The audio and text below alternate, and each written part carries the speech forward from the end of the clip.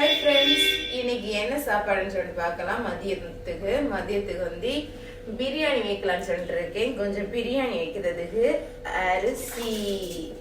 அரிசி ஊற போட்டிருக்கு. அப்புறம் வந்து தக்காளி, பச்சை மிளகு, வெங்காயம் வச்சிருக்கு. சிக்கன் வந்து கழுவிண்டு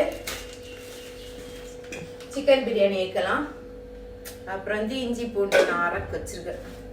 அதுக்கு பூரி போட்டு கொடுக்கலாம். பூரியும் இறைச்சி குழம்பும்.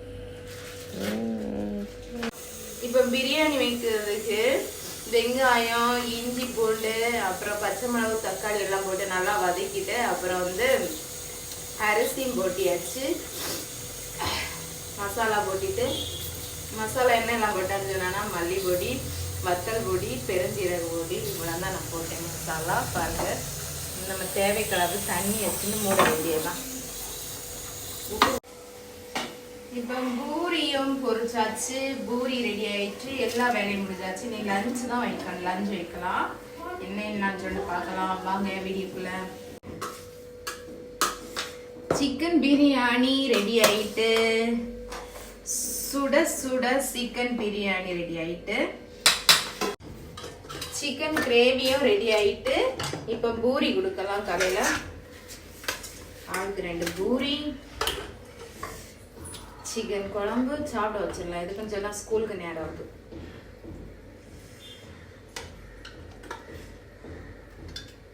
இப்போ 2 பேருக்கும் சாப்பாடு வைக்கலாம். சாப்பாடு ஆக்சுவலி பிரியாணி ஒன்று 6 வச்சு தான் பண்ணணும். 6னா செம டேஸ்ட்ல இருக்கும். சுட சுடவே செமையா இருக்கு. சாப்பாடு வச்சாச்சு,